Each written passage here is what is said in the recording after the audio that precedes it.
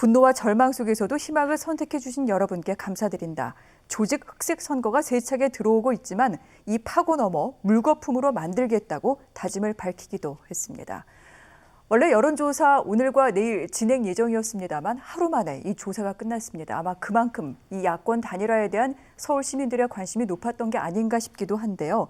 잠깐 요약해 보자면 이 오세훈 후보 서울시장 출마할 때 사실은 조건부 출마 선언을 했었죠. 안철수 후보가 국민의힘에 입당을 하면 자신은 출마하지 않겠다라고 했습니다만 결국은 출마하게 됐고요. 또 1차 경선 과정에서는 나경원 후보에게 뒤졌습니다. 그래서 최종 후보로 선출될 때 이변이다 이런 얘기까지 나왔었습니다만 지금 상승세를 타고 있는 중입니다. 저력이 만만치 않다 이런 얘기 나오고 있는데 먼저 최 변호사님, 오세훈 후보의 승리 어떻게 보십니까? 오세훈이 돌아왔다. 네. 첫날부터 능숙하게라고 하는 어떤 준비된 서울시장 이 부분에 대해서 국민들에게 시민들에게 상당히 큰 호소가 통한 것 같은데요. 네. 파죽지세다 이렇게 얘기할 수밖에 없을 것 같습니다. 사실 당내 경선에서 나경원 후보에게 밀리는 것이 아니냐라고 생각을 했었습니다만 당내 경선에서 상당히 한 차이로 승리를 했고 더불어서 그 야권 단일화 후보에서도 네. 지금 보면 인물 경쟁력이라든가 적합성 이런 부분에서 물론 밝히진 않았습니다만 그 나오는 후문에 상당한 격차로 해서 승리했다 이런 걸 보면은 말씀드린 것처럼 초기에 어떤 열세를 극복을 하고 지금 계속 어떤 그 상승세를 오가고 있는 것 같은데요. 실질적으로 지난번에 그 한 달쯤 전에 서울 네. 장위 뉴타운 근처에서 출마 선언을 했을 때에 네. 사실 그 전날 저한테 전화를 주셔가지고 제가 현장에 한번 가봤습니다. 근데 굉장히 흥미로웠던 게 11시에 이게 출마 선언을 했는데 그 준비했던 그 단 앞에 10시 59분까지 그림자가 쭉 있다가 11시가 되니까 환하게 밝아지는 그 부분 봤는데요. 어쨌든 간에 그 본인으로서는 굉장히 그거에 대해서 기분이 좋아하는 그런 모습을 봤습니다. 네. 결국 어쨌든 간에 뭐 개인적인 어떤 걸 떠나서 국민으로서는 어떻게 보면 중도 개혁 그리고 또 실무의 경험 이런 부분에 대해서 높은 어떤 그 점수를 줬고 나아가서 아무래도 이게 그 조직력에 있어가지고 102석이 되는 큰 지금 국민의힘과 지금 3석이 있는 어떤 국민의당 이런 네. 부분에 대한 조직력의 차이 이런 것도 사실 만만치 않은 역할을 했지 않냐 하는 생각인데요. 어쨌든 간에 지금으로서는 대진표가 확실히 짜진 것 같습니다. 아직까지는 여론조사에 보면은 지금 야권이 앞선다고 하지만 사실 조직선거 지금 아시다시피 재보궐선거는 쉬는 날도 아니지 않습니까? 네. 조직선거이기 때문에 아직 지금 나오는 걸 어떤 여론조사를 가지고 결론을 예측하기는 어렵다. 그렇기 네. 때문에 양측 다 만만치 않은 싸움이 이제 시작됐다. 저는 그렇게 평가를 하고 싶습니다. 그렇군요. 지금부터가 진짜 승부다. 지금 이렇게 정리를 해주셨는데 그런데 오세훈 후보 측 사실은 내곡동 이 어떤 처가 땅과 관련된 특혜 의혹 계속해서 제기되고 있는 중이기도 합니다. 이 부분에 대해서 국민의힘 측에서는 어제 공문 하나 공개했죠. 노무현 정부 때 이미 개발 계획 범위에 포함이 돼 있었다라고 얘기를 하고 있는데 전 선생님 어떻습니까? 이 내곡 땅 의혹 같은 경우에 이 오 후보에게 타격이 될까요? 어떻게 보십니까? 일단은 당연히 타격이 될 거고요. 네. 그리고 지금 도대체 국민의힘의 그 서울시장 캠프는 후보하고 캠프가 의사소통이 이루어지는지를 잘 모르겠어요. 왜 그렇습니까? 왜냐하면 지금 이렇게 김은혜 대변인이 아마 이거 공개했던 걸로 아는데 이 공문을 이거는 이미 오세훈 후보 본인이 인정을 했습니다. 왜냐하면 노무현 정부 때 지정한 건 맞는데 네. 원래 처음에는 오세훈 후보가 이렇게 변명을 했거든요. 그랬다가 나중에 그게 환경부의 반대로 무산이 됐다는 게 확인이 된 거예요. 그랬더니 그 이후에 우리가 신청해서 한 건 맞는데 그건 그러니까 주택국장 정결 사안이라서 본인이 그 지정에 관여한 바는 없다. 이렇게 해명을 바꿨거든요. 그래서 민주당이 계속 어떻게 보면 상황에 맞춰서 거짓말로 말을 바꿔간다. 이걸 공격했던 건데 다시 또 옛날 걸 꺼내 갖고 와서 그때 공문으로 보니까 노무현 정부 때 이렇게 지정을 요구하지 않았냐. 그러니까 오히려 민주당이 거짓말을 한다는 거예요. 이 부분은 오세훈 후보 본인이 라디오에 나와서 인정을 했어요. 내가 그때 착각을 했고 이 부분을 잘못 알고 있었다. 그때 이렇게 해서 지정이 안 돼. 네. 예비 후보지로 지정이 됐다가 최종적으로 후보지에서 지정이 안 되고 탈락했다가 이후에 요구가 있어서 주택국장 정결로 시에서 자체적으로 제한한 것으로 안다. 그렇지만 나는 관여한 바 없다.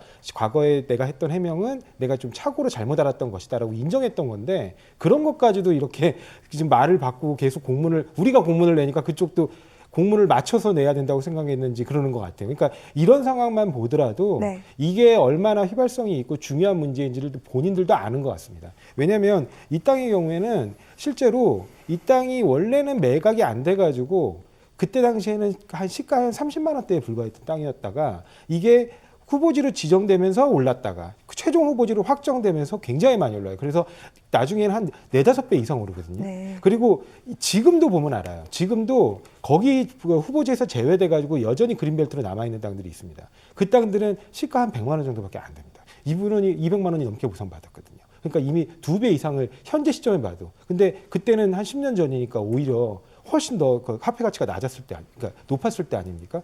그런 거를 고려한다면 굉장히 많은 이득을 보신 거예요. 네. 그렇기 때문에 이 부분에 대해서 시장으로서 사실 본인 땅이잖아요. 배우자 땅이니까. 배우자 땅을 스스로 개발지구로 지정하는 이러한 행태에 대해서 서울 시민들이 어떻게 생각하실지 이번 선거에서 판가름이 날 거라고 봅니다. 알겠습니다. 아마 민주당에서도 이 부분을 굉장히 파고들 것 같은데 앞으로 전개되는 양상 보도록 하겠습니다.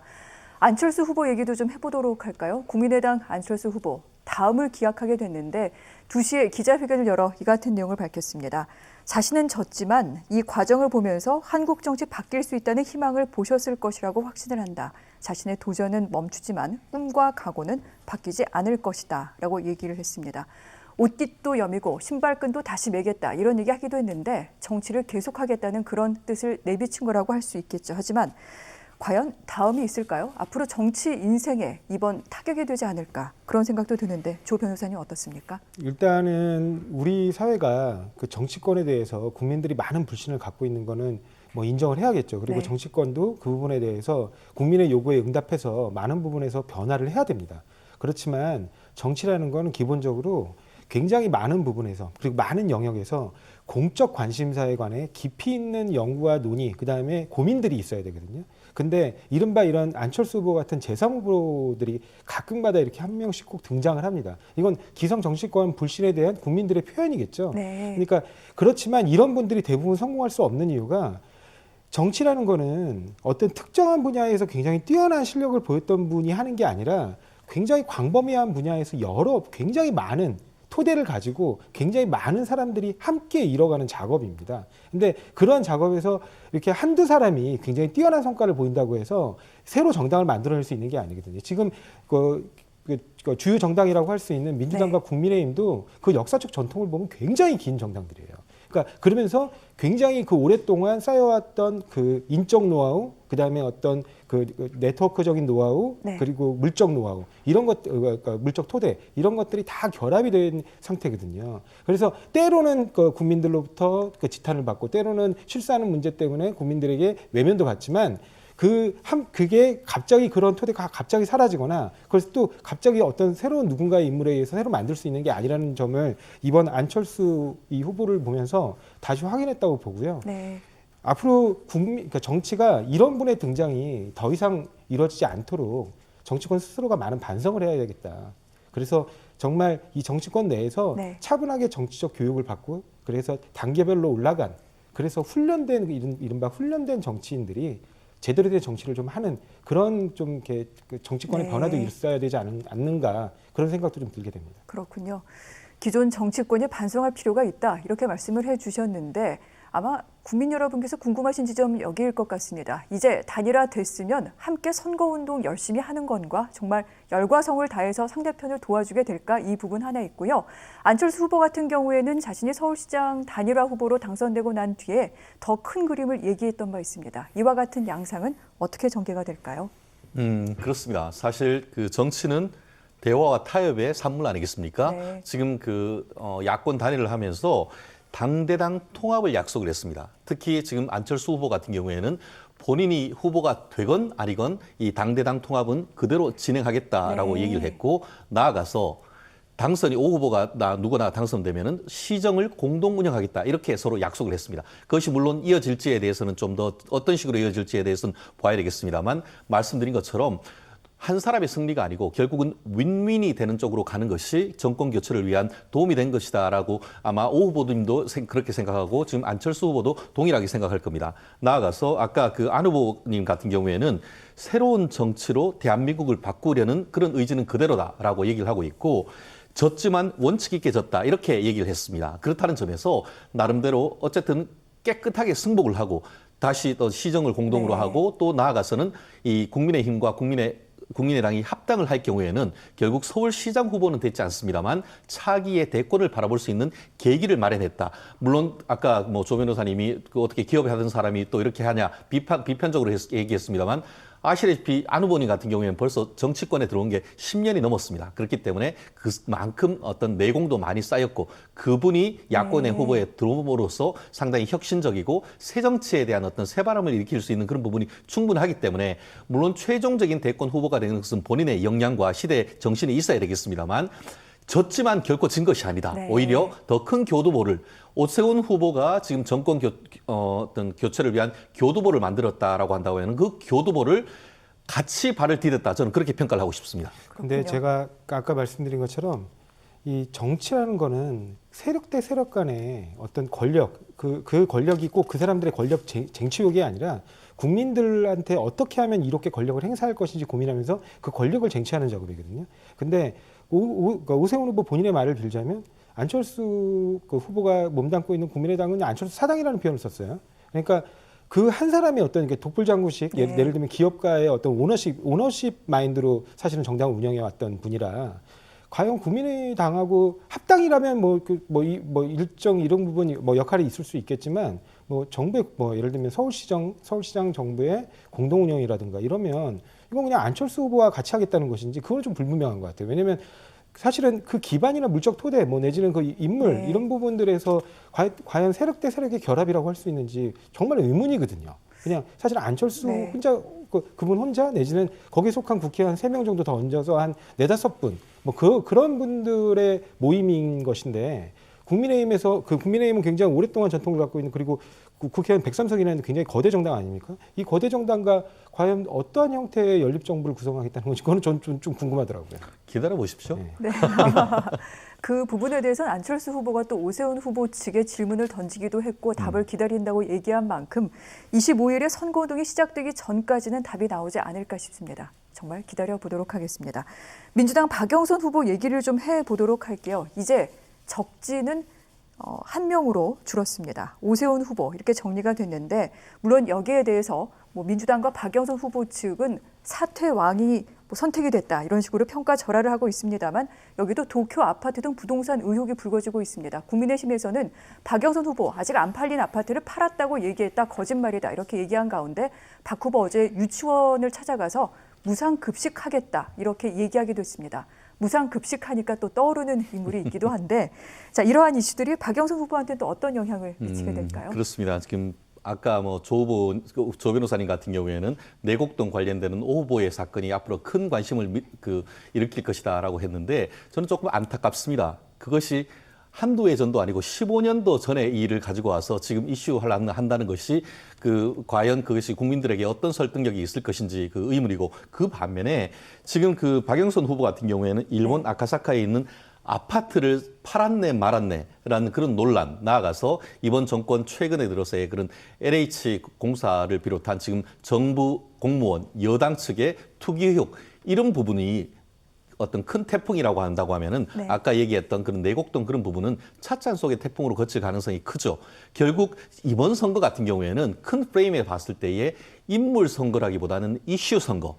쉽게 말하면은 정권 안정론인가 정권 심판론인가 이런 큰 이슈를 가지고 있는 부분이기 때문에 단순히 개인의 어떤 지금 박 후보의 어떤 개인적인 어떤 비위라든가 이런 것 그리고 또 오세훈 후보의 과거 전력 이런 것보다는 과연 정권 안정에 방점을 찍을 것인가 아니면은 정권 교체 내지는 정권 심판의 교체를 찍을 것인가 그러한 큰 이슈가 있기 때문에 어느 쪽에 더 어떤 시민들이 판단을 하느냐 그런 큰 틀에서 본다고 한다고 하면은 개인의 어떤 뭐 도쿄 아파트를 팔았네 말았네 그런 것 그리고 또 내곡동의 땅에 어떤 문제가 있네 그런 것은 어떻게 보면은 후보자의 작은 어떤 이슈가 될지언정 큰 틀의 이슈에는 큰 영향이 미치지 못할 것이다라고 저는 생각을 하는데요.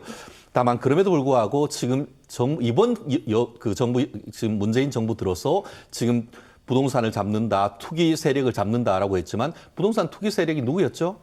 오히려 공공이 주도가 된 그 내부자들 아니었습니까? 그런 부분에 대한 심판에 대한 네. 그 얘기가 훨씬 더 많았고 나아가서 종래에는 민주당이 국민의힘에 대해서 이른바 토착외구다 이런 식의 어떤 일본과의 관련성을 굉장히 많이 이슈화 시켰지만 오히려 박영선 후보 같은 경우에는 본인 가족들이 그 도쿄에 어떤 거액의 아파트를 있고 그걸 뭐 팔았네 말았네 논란이 있으면서 더 이상 국민의힘에 대해서 토착 외군의 이런 식의 어떤 네거티브 전략을 펴기가 사실 쉽지 않아진 그런 부분이 있기 때문에 이번 선거 말씀드렸듯이 개인의 어떤 역량 자체보다는 네. 과연 이것이 정권 심판론이냐, 정권 안정론이냐 이 큰 프레임으로 갈 가능성이 있기 때문에 과연 개인의 어떤 그 비위나 이런 부분이 얼마나 어떤 영향을 미칠지는 좀 지켜봐야 될 것 같습니다. 그렇다면 문제는 박영선 후보 지금 여론조사에서 뒤지고 있는 것으로 나오고 있는데 이 같은 큰 프레임의 구도하에서는 반등이 쉽지 않을 수도 있겠어요. 어떻습니까? 근데 사실은 너무 터무니없는 얘기들이 많아가지고요. 예를 들면 뭐 도쿄 아카스카 그 앞에 있는 아파트를 말씀하시는데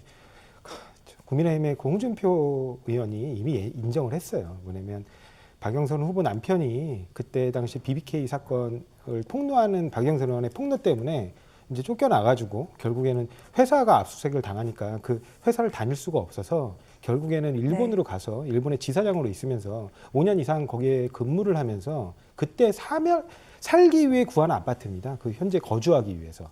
그리고 그러면 우리가 뭐 일본 가서 투기했다는 얘기인가요? 그리고 우리 이른바 토착외고 뭐 이런 표현을 쓰시는데 뭐 우리가 직접적으로 쓴 적은 없지만 그런 비난을 국민의힘이 받는 이유는 지금 현재 어떻게 보면 과거사를 인정하지 않고 있는 과거의 잘못을 인정하지 않고 있는 일본 정부의 약간 편승하는 듯한 정책을 피기 때문에 해당 그 정책을 비판하는 것이지 일본과 교류를 그만 하면 안 되나요? 그러니까 일본과 교류를 안 해야 되나요?